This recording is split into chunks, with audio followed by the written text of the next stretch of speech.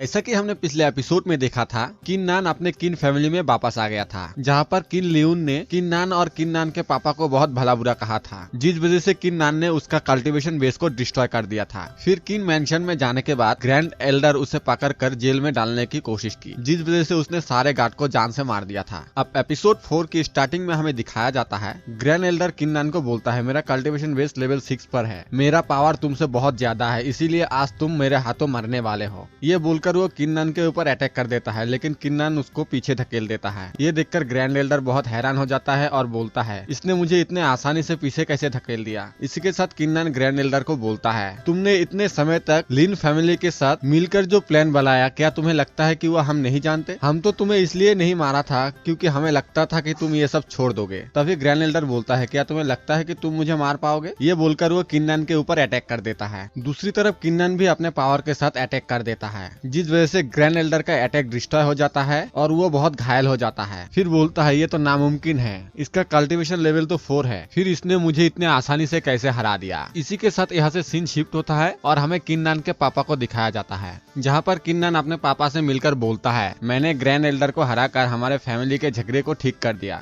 फिर किन नान के पापा बोलता है, इसका मतलब तुम्हारे कल्टीवेशन बेस रिस्टोर हो गया, लेकिन फिर भी उसका कल्टीवेशन बेस तो तुमसे बहुत ज्यादा है। इसके बाद किन नान मुस्कुराते हुए बोलता है, मैंने बस अपने कल्टीवेशन को ठीक ही नहीं किया है, बल्कि मेरे बॉडी रिफाइन को 5 लेवल पर ले गया। किन नान के पापा भी ये सुनकर बोलता है, इतने कम उम्र में बॉडी रिफाइनिंग के 5 लेवल को अचीव करना बहुत ही अच्छी बात है। अब जब तुम लेवल 5 पर पहुंच गए हो, तो इसीलिए अब तुम हमारे किन फैमिली के आखिरी उम्मीद हो, क्योंकि मेरे इंटरनल ऑर्गन डैमेज हो चुका है, इसीलिए मैं आप एक यूजलेस ओल्ड मैन हूँ, लेकिन तुम अभी के लिए बहुत ताकतवर बन गए हो, तो अब मैं तुम्हें अपने फैमिली का हेड बनाऊंगा। तब किन नान अपने पापा को बोलता है, लेकिन किन फैमिली एक लीडर के बिना कैसे जीवित रहेगा? अब तो 30 सालों से किन फैमिली का हेड है, शॉर्ट सिटी में लिन फैमिली हमारे पावर को कम कर रहा है, ऐसे इंपॉर्टेंट सिचुएशन में हमें आपकी लीड की जरूरत है। फिर किन नान के पापा बोलता है, इस दुनिया में सिर्फ मार्शल आर्टिस्ट को ही रिस्पेक्ट दिया जाता है, इस दुनिया का सिर्फ एक ही नियम है, मारो या मरो। फिलहाल मेरे कल्टीवेशन डिस्ट्रॉय हो चुका है, इसीलिए इस हालत में मैं अगर हमारे फैमिली को लीड करूँ, क्या लोग हमारे फैमिली को और ज्यादा बेइज्जती नहीं करेगा? इसीलिए सिर्फ एक पावरफुल इंसान ही फैमिली का हेड बन सकता है। तुमने कहा कि तुमने अभी अभी ग्रैंड एल्डर को हराया, इसीलिए मुझे लगता है कि अब तुम हमारे फैमिली का हेड बनने के काबिल हो। इसके बाद किन नान अपने पूर्वजों के दिए गए पावर के बारे में सोचकर उसके पापा को बोलता है, मैं आपको ठीक कर सकता हूँ, आप पहले जैसे हो जाएंगे और हमारे फैमिली को लीड कर पाएंगे, क्योंकि मेरे पास एक ऐसा एलिक्जर है जो आपके मेरिडियंस को ठीक कर सकता है, तो प्लीज मुझे आपको ठीक करने के लिए कुछ दिन का समय दे। फिर किन नान के पापा बोलता है, तो फिर ठीक है, मुझे तुम पर यकीन है, लेकिन तुम्हारे पास सिर्फ 3 दिन का टाइम है, लेकिन 3 दिनों के बाद हमें बिग पिक्चर के बारे में सोचना होगा। फिर किन नान बोलता है, थैंक यू पापा, लेकिन मुझे सबसे पहले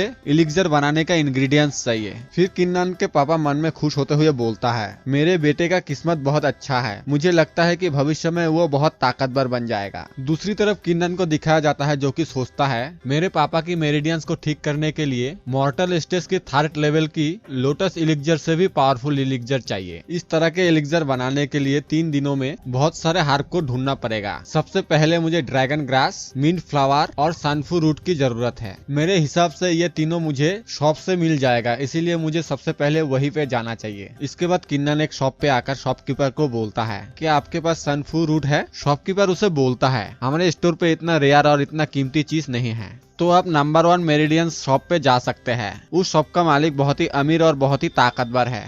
फिर किन नान उस शॉपकीपर को ग्रीट करके नंबर 1 मेडिसिन शॉप पर चला जाता है। किन नान नंबर 1 मेडिसिन शॉप को देखकर बोलता है, ये शॉप तो बहुत ही हाई और बहुत ही ग्रैंड है। जब किन नान उस शॉप में जाता है तो उसका मैनेजर उसको वेलकम करता है और किन नान से पूछता है, आपको कौन सा मेडिसिन चाहिए? फिर किन नान बताता है कि मुझे सनफू रूट चाहिए। वो मैनेजर किन नान को बोलता है, इसके लिए तुम्हें 10,000 टेल देना होगा। किन नान उस रूट का दाम सुनकर बहुत ही शॉक हो जाता है और मन में सोचता है, अगर सारे पैसे मैं खर्च कर दूं जो कि मुझे लिंग हु से मिला था, तो फिर मैं बाकी के मेडिसिन कैसे खरीदूंगा? फिर वो बोलता है, नहीं, मुझे उसके साथ सौदेबाजी करना होगा। तब किन नान उस मैनेजर को 10% डिस्काउंट देने के लिए बोलता है, लेकिन वो मैनेजर साफ मना कर देता है। फिर किन नान बोलता है, आप तो कितने कंजूस हो, 1000 टेल का भी डिस्काउंट नहीं दे सकते हो। फिर वो मन में सोचता है, मुझे किसी भी हालत में ये लेना होगा। इसके बाद वो 10,000 टेल देके लेने ही वाला होता है कि तभी पीछे से एक बंदा आकर बोलता है, मैं उस मेडिसिन के लिए तुम्हें 30,000 टेल दूंगा, तुम वो सन रूट मुझे भेज दो। वो मैनेजर 30,000 टेल के बारे में सुनकर ही ही बहुत खुश हो जाता है और वो उसको देने के लिए राजी हो जाता है। ये सुनकर किन्नन बोलता है, क्या आप ऐसा नहीं कर सकते हैं, क्योंकि बिजनेस का एक नियम होता है, जो पहले आएगा उसे ही मिलेगा। मैं सबसे पहले आपके यहाँ पर आकर उस हार्प को खरीदने की बात किया, इस हिसाब से वो सबसे पहले मुझे ही मिलना चाहिए। फिर वो मैनेजर बोलता है, तो फिर ठीक है, तुम मुझे 30,000 टेल दे दो और मैं तुम्हें वो हार्प दे देता हूँ। तभी किन्नन बोलता है, लेकिन तुमने तो पहले मेरे साथ ये 10,000 टेल में बेचने की बात करी थी। फिर वो लड़का बोलता है, उस लड़के का नाम होता है ली जियाओटियान। ली जियाओटियान किन्नन को बोलता है,